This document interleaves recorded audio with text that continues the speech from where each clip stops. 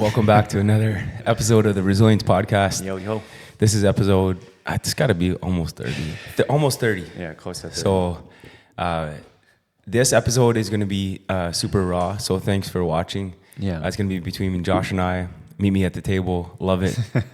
No guests, just me and you kind of getting into some pretty pivotal topics about the new era. Yeah. Which is that if someone hasn't heard, we're opening a new location in East York. We're relocating in East York to a 13,000 square foot facility, and we're going to be partnering with PRT, with the Dr. Dan Silva and Jerica, which is incredible, and their team, and really opening a full hub of fitness and recovery. Yeah. Which is great because East York, it's been. You know, we were actually looking for a space for almost 3 years. Yeah. Which is great. That this spot couldn't be better than I've ever imagined. So we're gonna get into that today and what that kind of journey to get there. Yeah. So, some things some people don't know. Yeah. We might share some pretty deep stuff, and then also what that means from this point on, kind of behind the scenes of the business. So let's talk about that. Yeah, lots of stuff. Lots of different emotions that me and Andrew have been going through for the last little bit, making this, like trying to make this leap. But I think there's a lot of emotions tied in. It's funny, we were talking about just the space and how it's something we always dreamed about. And it's funny because it's always something that we wanted. We always knew we wanted a big space, but we got a taste of that very early in a weird roundabout way. We got a taste of what it's like to run big classes with lots of space, being at Monarch Park in our first years. Mm-hmm. So even though we weren't renting a big facility, or it was kind of a big facility, but we had a taste of what it's like to sometimes run these big classes. And that's where we kind of found our identity and what makes us different in the marketplace is these and how we want to run workouts. So we did that for like a long time, but it was always like a shared space, and there was changes that would be made in the evening. Or we'd set up a huge workout on the field, and we'd have to tear it down at the last second and change everything. And bring it in, yeah. So we were at Monarch Park, and we had a little studio, and then we had all these, this field space, and without going into all the nicks and crannies about the different seasons, how it would change, we did get an opportunity, especially in the summer, in the morning on those days when the dome was off, to run these massive, big classes that with lots of space and bleachers and field and all this stuff. And we're like, man, I think we could do it. Like, this is what we want. We've always wanted it. But it took a long time to make it happen.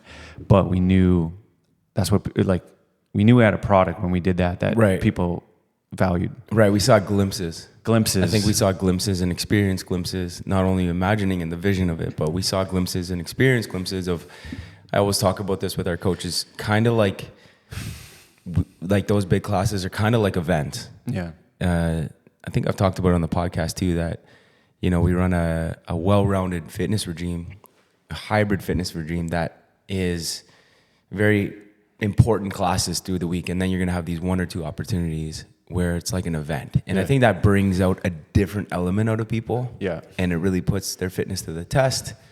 And then they go back to maybe a 12, 15 person class, which is awesome too, and pivotal. Yeah. So that was, we had glimpses of that, and it's a big part of the future. So let's get into a little bit before, like leading up to this, when we talked about this podcast, we decided to make it a pretty raw episode where we didn't really write down too many notes because we wanted this to be super genuine, real, and kind of talk about like our feelings. Not, hey, let's just talk about our feelings for an hour, but let's talk about, you wanted to share with the audience the depth of the risk and even in your personal life and how you came about to getting to this point. Mm-hmm. And what that journey's been like. Yeah. It may come out mumbled jumbled, but it's just like, I guess when you're in it, and you've been in it with me for like 10 years, and you pour everything into this thing that you've been doing for 10 years, and you get glimpses of what it could be sometimes. Mm-hmm. When we moved to Durham, we got to experience like kind of what it is we always wanted to create. I'm sure it will evolve as we go, but like having our own space, branded space, open space, have it all the time. We got a glimpse of what it's like. And then, not that the Dome was bad or Monarch Park was bad or anything, but there was like things that we just were out of our control that we couldn't change, right? And all these things started lining up where we had this opportunity to maybe take this big chance. And it's funny, like, I don't know if I said it, I probably said it on the live podcast, but like when we heard the numbers for like what the expenses and stuff, like at the very beginning, I was like, no, this can't happen. It's just too much. How are we going to do this? It just doesn't make sense, financial sense. It's going to be too hard. So at the beginning, I was like, you know, you were really pushing for this place, and I was looking for alternatives. We looked at another spot that was just down the road that was like. What do you mean? I was really pushing for this space. So like, let's make this a little like, if you gotta illustrate what that means. Yeah, I don't know. You're like, we can do this, but we didn't have like at that point. I think the negotiations and all this stuff were like different than they ended up being, right? Yeah. We didn't have Dan a part of it, even though we thought of him right away. So there was a lot of hurdles that we were going to have to jump. And then we found this space that was just down the road. And we went to this space, and it had been vacant for like, it's literally 1 minute down from where the new space is. And it had been vacant for like 7-8 years. And this real estate agent was like, oh yeah, everything's flexible. You know, we can negotiate with you. We can work with you. And we went into this space, and it was nice. Like, and well, it could be nice, actually. It needed a lot of renovation, but it was a big space. It had decent sized ceilings. It had a little bit of parking. There wasn't going to be room for Dan. We could have negotiated cheaper and stuff like that. But long story short, what I was trying to say is that at the beginning, when we were like, things were progressing, I was like super nervous. I was like, in my spirit and my intuition was like, every time that, you know, it didn't look like it was happening, this spot that we got now, I was kind of relieved a little bit, because I was like very, very nervous about I'm gonna get Andrew off my back for a week. Shut up for a second. Yeah. So, yeah, it's funny. I was at the cottage, and we're talking about, or like I was on vacation, and we just kept talking, and family's like, what are you doing, man? You're supposed to be relaxing. But this opportunity came, so you got to take those chances and jump on those. So anyway, I kind of just came to the like feeling, and I told you, I was like, I'm just gonna pray about it, relax, just say, you know, if it's meant to be, it's meant to be. If everything, like, there's gonna be so many hoops we have to jump through, so many things, and I thought there was maybe a 0.5% chance that we get it, but I'm like, nah, there's too many things that have to go right. Mm-hmm. So you know what? If it's meant to be, it's meant to be. I'm just gonna relax and not worry about it. And then things started changing, and then all of a sudden, like, honestly, like one day I just woke up, and I was like, it changed from like nervousness to like I was like, this has to happen now. We have to get this. Like, this is our opportunity. So it was just funny how things changed, and things started aligning. We brought Dan in. Dan was like going for it. Jerica loved it too. So a lot of things just changed, and a lot of emotion from working at this for so long. And always, me and you have always wanted to make it better. And, you know, even a long time ago, we talked about like this umbrella of having like physiotherapy and different things involved, and recovery and different things. And this was always our vision. And we just, at the time, couldn't make it happen. In just circumstances, we couldn't do it at that time. So to have this window, it was like, it's go time. Let's do it. So yeah, we took a risk. We're taking a big risk, huge risk, you know, straight up. Like, it's just a lot more expensive. Rent is a lot more expensive, but we believe in the product that we have. And we believe that it has value, and we believe that it's going to be a better product now that we're in this space. So yeah, man, it's all systems go. Yeah. How important is a space? Because if you don't know the ins and outs of the business or the community or even the product, what does a space do other than until you improve the experience? Yeah, until you experience it, because like just being in Durham and just the brightness of it, the feeling of it, it just brings it's like the facility can bring life almost, you know. As weird as it is to say, like it really has an impact on the vibe when you come in and it's bright and it's nice and it's pretty and stuff like that, and people are excited to work out, you know. And I'm just super, like, the last couple of weeks I've been like, we've been doing High Rocks classes together. It's been very busy leading up to High Rocks, and there's like, you know, 30, 40 people in the class last night. And I'm like envisioning this in East York, and like, oh, what's it going to be like when these people experience it? And I'm just really hyped for that and really excited. Mix that with like having a recovery place and a PRT and massage therapy and all that stuff. I'm just really excited for that. And it's new territory. Obviously, there's a lot of, you know, changes and risks that, you know, we're taking on, and it involves our families and stuff. Obviously, we talk about this a lot, but, you know, it was like our chance. I feel like this is our chance. It's either like grow or die kind of thing, and I'm willing to like put all our chips in. And I always felt like I was going to need to do this anyway. I always had, in the last 8 months, I've been feeling intuition that like we're eventually going to have to like really sacrifice a lot and put all our chips in. And like I haven't done that yet, and I just felt like that was coming, and this was it. Can you share a little bit about the personal side of just, you know, putting your chips in and getting to that point of taking that step over the line and with your family? And has that been a relief of taking that step, the journey of emotionally getting there? Yeah. What's that been like for you? Yeah, that it was challenging, I think. And then and yeah, so what Andrew's talking about is like we had to put our own money up, and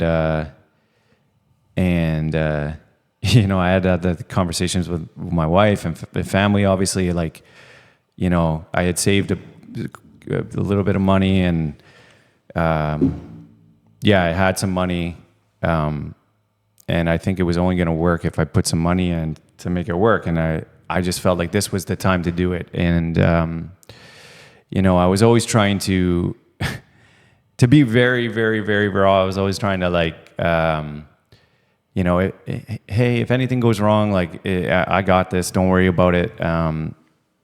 But such an interesting space to be in, where what you're talking about right now. So, if you don't mind me interrupting, yeah, I don't know how what Josh is articulating right now is going all in. Yeah. And there's kind of no plan B. I mean, plan B is figuring it out if that happens. Yeah, plan B would be like where you were holding on to, you know, another reality that it was safe if plan A didn't work. And this is really important to talk about as an entrepreneur podcast, because you, what is it called? Like burn the ships. And you kind of went all in.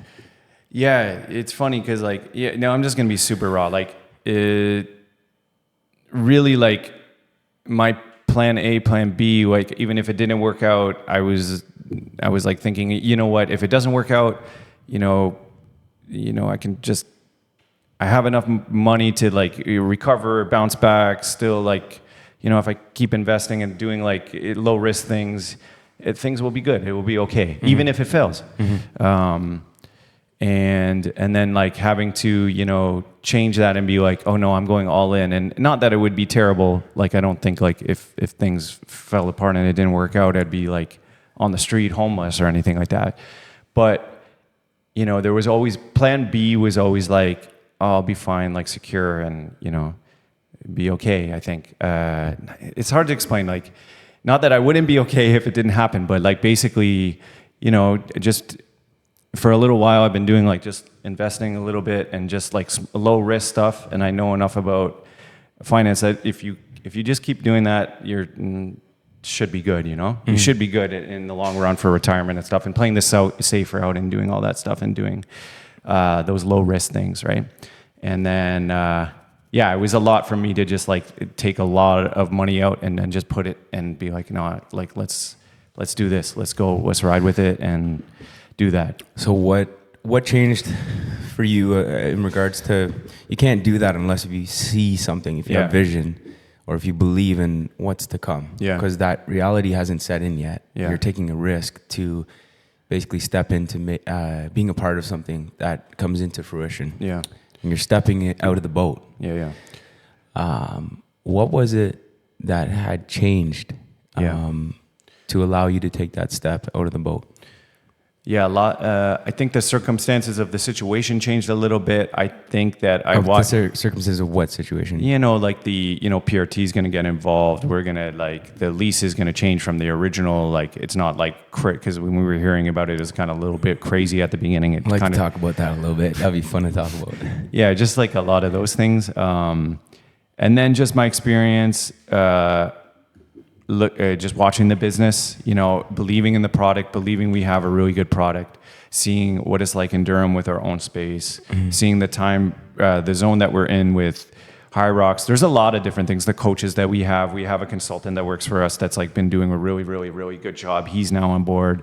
We have Kara getting more involved with different things. So all these things are aligning, and it's like it's really a faith thing, right? It's like you don't know about what's going to happen. The unknown is so prevalent. You have no idea what's going to happen, but you kind of like, okay, these are all the things that are happening now. Look at what happened in the past. Look how many doors opened in the last 2 months to make this happen. Look at what's happened when we went to Durham. Yeah. I think I was more nervous like going to Durham actually than going now, because going now, yeah, it involves more like personal risk, I think. But, I really, really believe the product's going to take a huge step up. And I believe that, I just believe it's going to be a better product, and I'm excited for that. You mentioned some outside sort of factors with people aligning and the product aligning. Yeah. Some exterior things that, as the business owner, you could see these things lining up. Yeah. What about within in your heart and kind of how you were doing mentally in your heart? What had changed? Was there anything that changed? Yeah. That's a good question. Yeah, lots had changed. Sorry, you're asking me all the questions. I'm not asking you anything. That's okay. Hey, that's okay. So, what changed in my heart? Yeah, no, just like I really, really wanted to give East York a better experience. Like, as much as I love the dome and stuff like that, I was like, man, it could be so much better, man, and that was hard for, I think, me and you for a while. Is like how it was like a really hard mountain to climb. I've told a couple clients this is like, once we got Durham and then we've been working at the dome a little bit, it was like, okay, how the heck are we gonna like get another location here? How's this gonna work? With all the circumstances, and how are we gonna find a space that's like a minute down the road, high ceilings, parking, all the things that we need. Shoot, is this going to just slowly die out, because the excitement isn't there. The people aren't as excited as they were before. So just being, so that was challenging, like continuing to like try to figure out how to navigate that space. And then just being like, yeah, this is like, in my heart is like, this is what I've always wanted, this is the product that I want to put out. This is what, and we've never had and that's why it goes back to that conversation at the beginning of like, we've always had a little glimpse of that as we've gone through our journey, right? And even at Monarch Park in our first days, we got a glimpse of like what the dome would be like with the dome down and no one there in the morning, and it's warm and there's bleachers and there's stuff like that.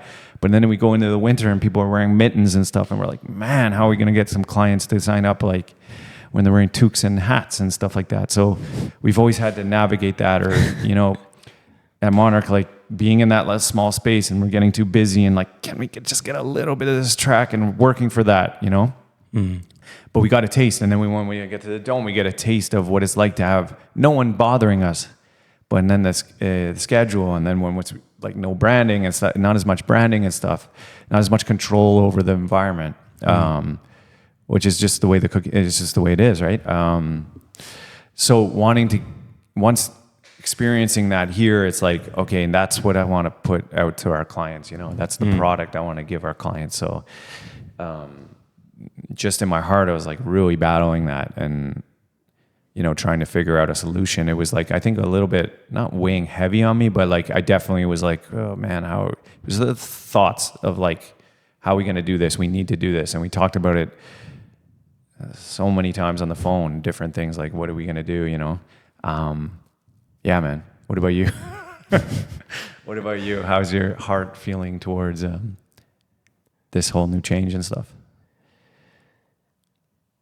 Yeah, man, it's been a journey. Yeah, you know, it's been one where I've been tested as a man, you know, as a husband and a father. Because as we're building this business, we are also in the midst of growing as men. And oftentimes we're in these situations of, you know, building this business, and this business it's not just to get a paycheck. It's a reflection of who we are. So I think what you're saying in many ways is you're so passionate about it because you care about the people that are having that experience. Yeah. And you want to give them that experience because you really care about the relationships in your life. And the business that you're putting out there, you know that it impacts people. And I know that too. And we both hold people in general in high regard. It's very valuable to us, people, relationships. And we care about others. I think it's okay to say that. Like, I don't want to toot our own horns, but that's a high value for us. Yeah. You know, I've known you for 25 years, and I know what makes you tick. And I think you know what makes me tick. And we both love to be with people. And we both love to be in a place where we're creating a good experience for them and they enjoy it and it impacts them. Yeah. And when they leave a little different than how they came in. And if we did that, not only did we do our job, but we're building something. And in building that, we're being changed too. So I can't explain that without talking about my faith in God and being on a journey as a man and being changed and stepping into new things like being a dad, and honestly going through seasons of having little to nothing financially to having what I need and what I want.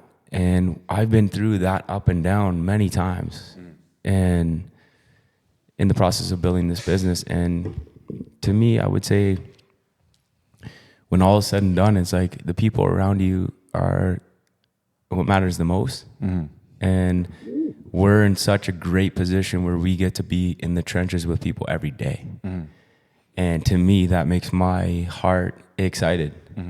I'm excited for the future because it's not going to be easy, but I get to do life with other people. My wife is in this with me. One of my best friends, you. I get to do this with you.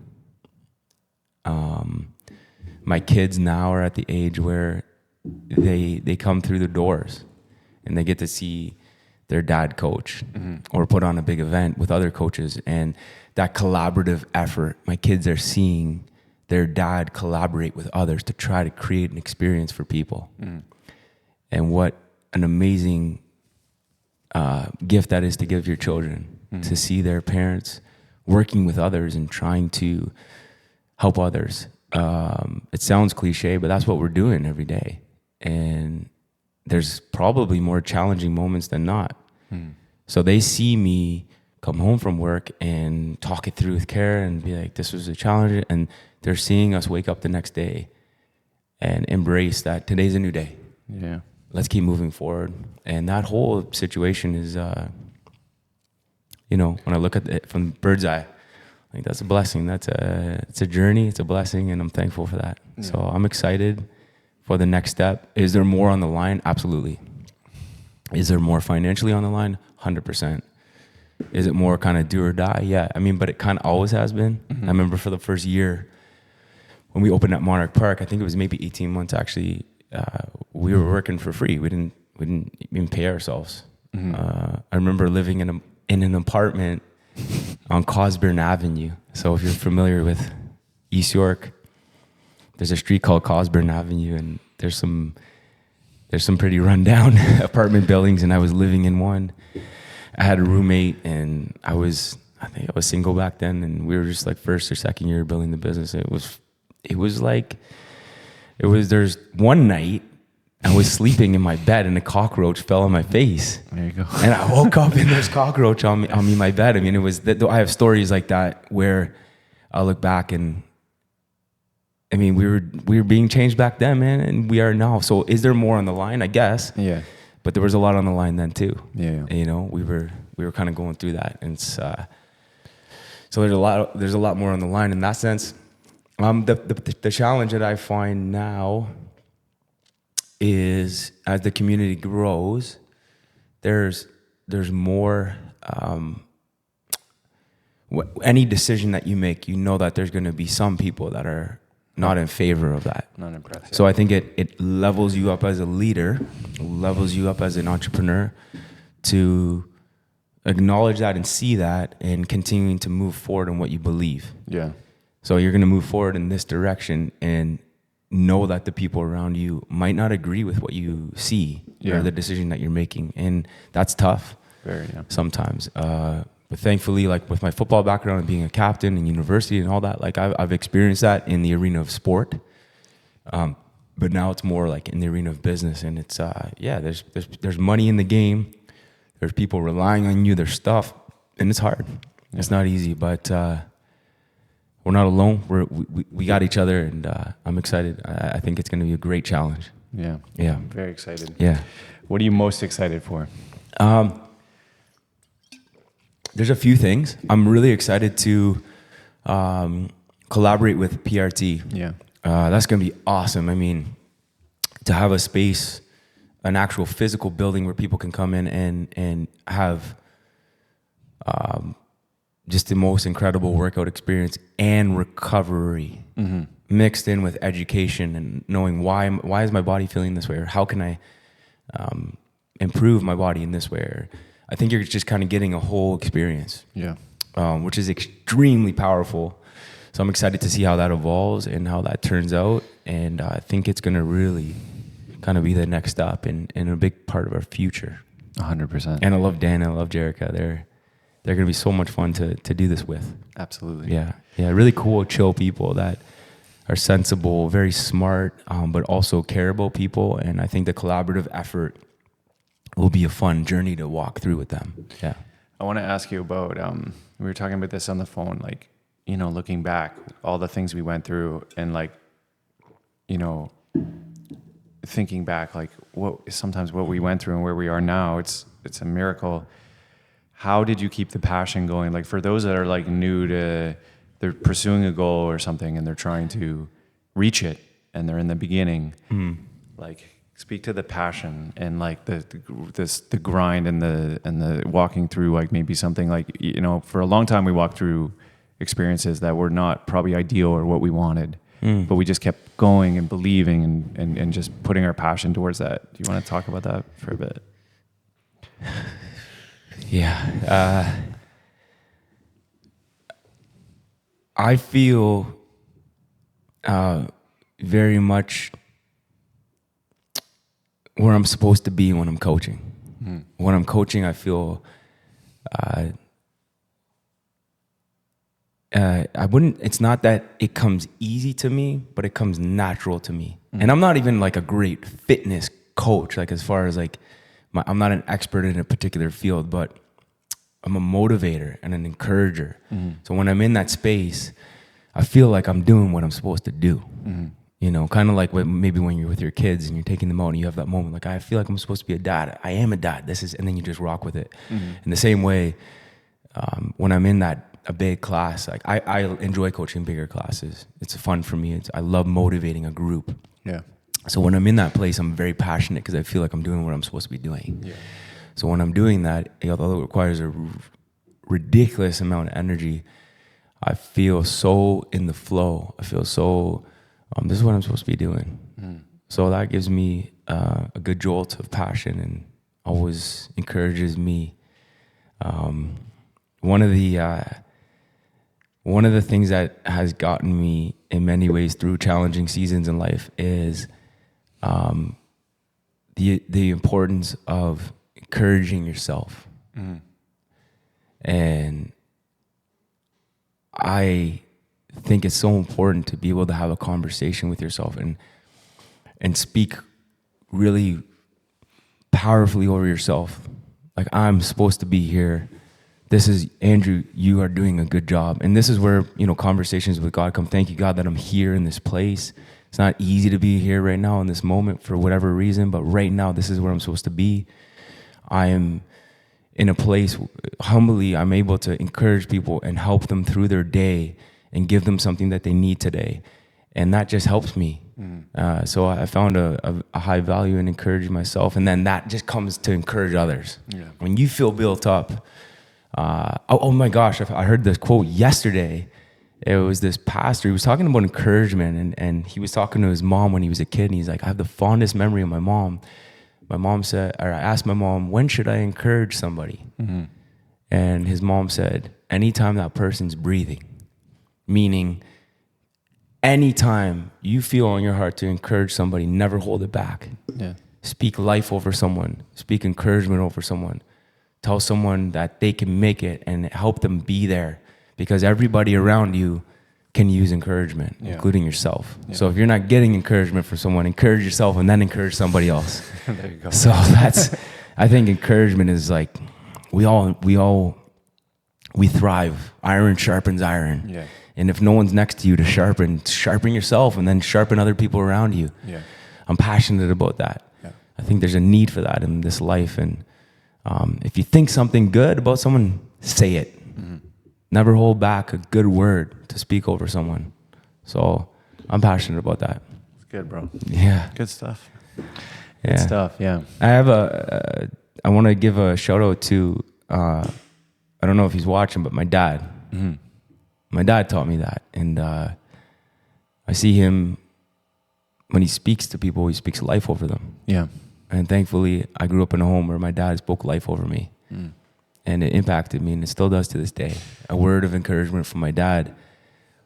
Well, in the midst of 20, 30, 50, 100 people saying negative things or not believing I can do this, like that happened with Durham, opening Durham. But one encouraging word from my dad gave me enough fuel to say, I don't care what everyone else thinks, I'm going for this. Yeah. So that we have that power on our tongue to bless others and pick people up and speak life over someone. Yeah. And I hope I can do that for you, and I know you do that for me.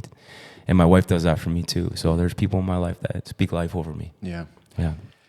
We forgot to mention this, but like I think it's a good time to just acknowledge all the, like, we don't have to name names, but there was a lot of people, and you like definitely know who you are, and maybe keep it private, but like there's a lot of people that like made this happen, and like, you know, really appreciate you if you are watching. Like, yeah, a lot of people. It's not just me and Andrew. Obviously, there's a lot of people that support us and believe in us, invest in us, and we just like wouldn't happen without you guys. So it's really important that you know that we're thankful to you guys, all the people involved. There's people that like even financially, and then there's people with their time. You know, people like going to showings with us, making calls to real estate agents, trying to make connections and stuff like that. So, you know, it takes a village, and it's I'm just thankful for that. Me too. I don't want to take away your thunder, because I think you said it perfectly. It's like we wouldn't be here without a group of people, our families. Yeah. You know, I can think off the top of my head, like Denise, your stepmom being there in first class, you know, my parents being there, my sister, your brother, Dan coming out to classes, all first and second year, Josh's brother being on so many classes. Just, there's so many people. Yeah. Our father-in-law, our coach, building stuff here, fixing stuff. Yeah, it's a lot. So it takes a village. The other thing I wanted to talk about, kind of switching gears here, is vision. And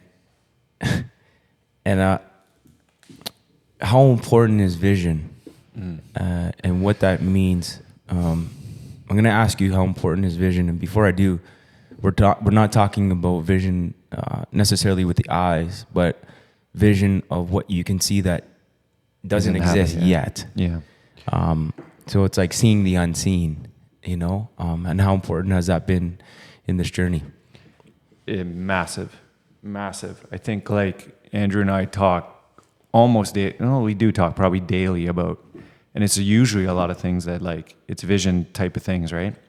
Trying to envision, you know, if we're going to make changes, how that's going to play out, what's going to happen with that. And I think you kind of like I don't know. I think there's a lot of people skills that help with that. If you have a good vision, usually I think you have good people skills and stuff like that. But it is just uber important in any of the decisions that you make. Obviously, if you're leading a company, you need to know, or you don't know. Everything is unknown, but kind of use your experience and your everything you have to like try to, you know, have a good idea of what's going to happen when you make these decisions. Right. And it helps. I think me and Andrew bounce a lot of things off each other and really talk through our decisions. And I think we balance each other off good and give different perspectives and stuff like that. Oh yeah. Yeah, definitely. So different perspectives. Yeah. Which is great. Yeah. Yeah. So it's very, very, very pivotal. I don't know. Ask me more specific questions. I don't know if I answered that very well. No, it's good. It's good. What about you? It's good. Yeah, it's almost everything in entrepreneurship, really. If you're not like trying to push forward and create something in the future, like why are you being an entrepreneur, right? So, you know, as an entrepreneur, we're really solving. We have a solution that solves a problem. So you got to see how your space. We're in the service industry. Mm-hmm. Before even the fitness industry, we serve people. So how are we serving people to basically bring a solution into their life? Yeah. So you have to really see that. And once you see that, how does that look? How does that actually, the space around that look? How does it look with your team serving those people? How does that product feel? How does it look? Even the colors and the vibrance and how does that all look? And if you can have a vision around that and you believe deeply in seeing people being served in that way, I think it's a good starting space. Yeah. Yeah. It comes back to your vision too. Like, you know, how we talked about being the pioneer in the hybrid fitness space and really trying to execute that. And this is like our, you know, I think what was a challenge for us is we didn't feel like we were really executing that in East York for a little bit. And, you know, that was like, that's pivotal. So that was like the mountain to climb. How do you do that? How do you change that? And, this is like I said, like, I don't think like we're stop evolving. Obviously we're always going to evolve, but this is like we're very going to be happy with the product that we're going to be putting out in East York and Durham. Yeah. Yeah. We're nearing the end. I know it's probably almost a wrap, but is there anything else you wanted to talk about with the new era? Oh, okay. That's what we'll call it, the new era. The new era. How do you envision the space? Maybe touch a little bit on what the space may look like inside. Yeah. So the priority of the new space, in regards to the gym space, was to make it feel, look, very similar to here, Durham, so that there is a parallel, a really symmetrical parallel between the spaces, so that you're seeing the same branding, you're seeing the same important items that really bring that experience out, and it's got that same feel as here. Not that the Dome didn't have that feel, but that we were limited in what we were able to do. Whereas when we opened Durham, we kind of were like, let's do it. Let's do everything we wanted to do within the boundaries of what resources we had. But we had colors in mind. We had our ramp in mind. We had the ropes in mind. We had all those things in mind. We had these pictures of Michael Jordan. Like, this is the all vision coming to life. So we want that same feel over there, because that's what me and we could see. So it's so funny too. Like, sorry to cut you off, but the timing of everything. Like, like when you say this, I get all these thoughts in my head of like the timing and God's timing of everything. You know, like right before we came to Durham, we had conversations with Mo, and Mo hooked us up with this guy named Mike who did our branding and stuff like that. And none of this stuff was like, wasn't even like we were looking. It just kind of fell in our lap. And a lot of things have been like that. This new space was like that too. We didn't even know about it. We were talking to from a previous conversation about real estate like and renting a space called I'll just say it, the arena right down the road. We met this guy named Gary, and Gary was trying to make it happen, and we were trying to look at, this was like maybe 3 years ago, and we got developed. Gary's a great guy. We just developed a great relationship with him, and then he would stop in every like 7 months at Toronto City at the Dome, and he came in like 2 months ago, and it was like with a friend, and he was like, the friend just said, "Yeah, what about NRS? Have you thought about that?" We're like, "What's that? Where is that?" Literally coaching a game day class, and this guy comes in the Dome with Gary. Yeah, and he just happened to tag along with Gary for the walk, and he's like, "This is awesome." And I just happened to share as I'm coaching, like literally coaching a game day class, big class. I randomly shared with him, we've been looking for a space, that can facilitate what we're trying to do in Durham, and he's just mentioned this space, and I'm like, bing, and right after class I call you and I go, I want to go check it out, and I drove by it and called you when you were in Muskoka, I think, and just how it happened like that. Crazy, man. Crazy, yeah. One thing really leads to another, right? So, yeah. I'm not sure how much time we have left. Whoops. Time, yeah. All right. So yeah, no, okay. Let's not abruptly, awkwardly end. That was just to wrap it up. We wanted to come on today and just have a raw conversation about the emotional lead up to this, the thought process behind this, and now what that means for us. Yeah. And where we're at moving forward. So thanks for listening, and looking forward to many more of these conversations. Yeah, that was great. See you Meet me next at time. the table. Let's go.